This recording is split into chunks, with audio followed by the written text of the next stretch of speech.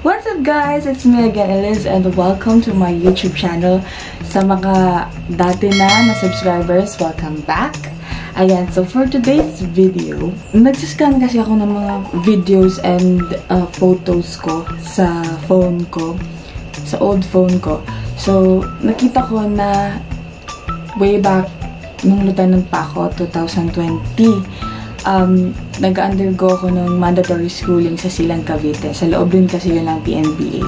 So, during that time, since nasa loob lang din kami ng PNPA grounds, na-invite din kami na mag-attend ng mga events nung time na yun. So, parang dalawang event yung napuntahan namin. Yung isa, incorporation ng mga plebo nun. Tapos yung isa, groundbreaking ng clock. Parang ganun. So, inimbitahan yung mga Lakan graduate ng PNPA. So, inimbitahan kami to attend the activity. So, nung time na yun, nag-strict na sila. Bawal na magpapasok ng kahit sino galing sa labas. So, since kami, nasa loob kami ng PNPA din, kami na lang yung parang naging audience ng time na yun. So, ngayon, gusto ko lang i-share yung vlog na yun ng time na yun. Kasama ko din dun si Aini Catch. Medyo, ano siya sa TikTok. May mga nagko-comment dati sa videos ko dyan sa YouTube na, "Ma'am, classmate mo ba si Aini Catch sa TikTok?" Ganyan-ganyan. Oo, classmate ko po siya.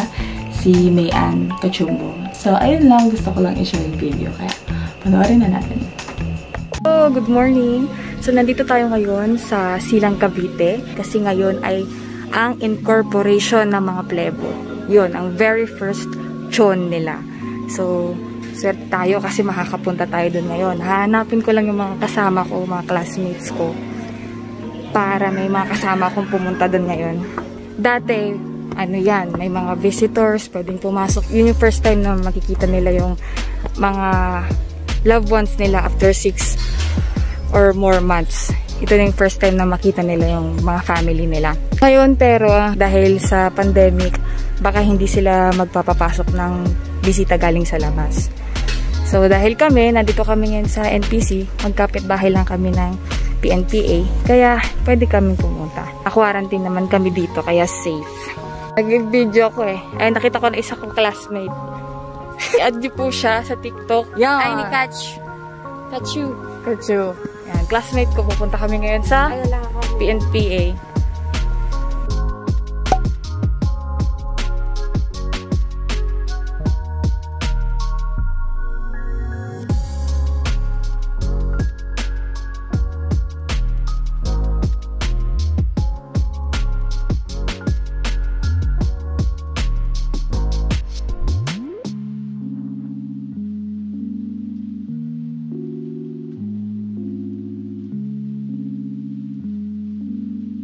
Mga third bat.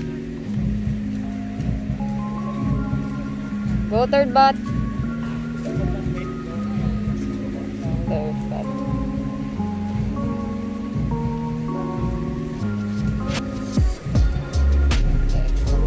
Hi, Foxes! Galingan nyo Layo naman ito. Mga backstrat. Mga classmate ko na pumunta academic building. Dito kami nag-aaral. Dito ang aming heaven. May mga may mga painting. Ito painting ng kadete yan. Painting ng mga kadete yan. Tema, wika. Okay. Ito yung nag-top 1 ng wika.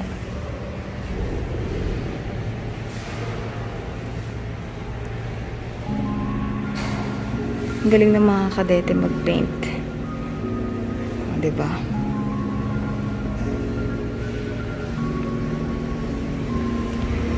Ito lang ng mga kadete.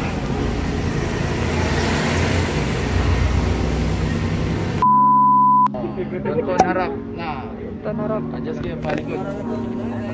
Tuntun harap. Adjust kayo palikod. Harap na mo sipa.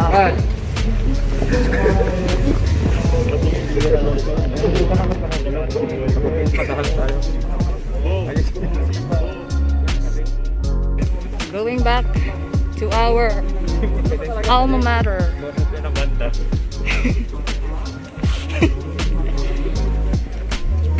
Ang aming ACAD building. Uy, maganda na yung ACAD, oh. Ano? Wala mo nang pakalat-kalat, ha? Pero, tingnan mo muna kung ano yung sakit natin na sa akin. Hello! Hello everyone! So, nandito kami ngayon sa PNPA, CR. At nabigyan kami ng chance para mag-attend ng groundbreaking ng tower clock. So, ang mapapakita lang namin sa inyo at mapapasilip is yung grandstand. Kasi yun lang yung authorized. Tara na. Mainit. Eh, classmate ko nga pala. Hello po. Hello everyone. Follow her on TikTok. The TikTok queen. Yeah. Yan. So, yun lang po. Tara, labas na tayo kasi mainit na. Ito kami sa CR. Tara, tara.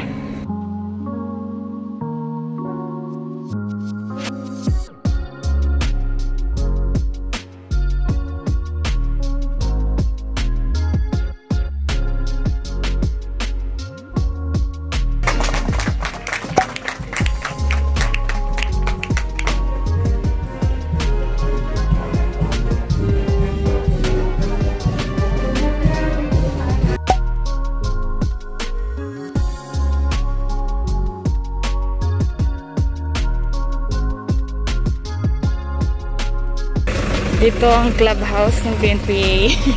Doon na sa may hagdan. May nasa kanina. Okay. Pag may web, pwedeng bumisita dito, di ba? Ano pa rin ba dito? Dati. Diba sa kabila yung kainan? Yan. Please! Lahat naman favorite mo eh. Uy, may nakita akong one day, no? Inutang ko ngayon. Inutang Kaya nga, libre mo na lahat. Wah! Ba't ko malilibre?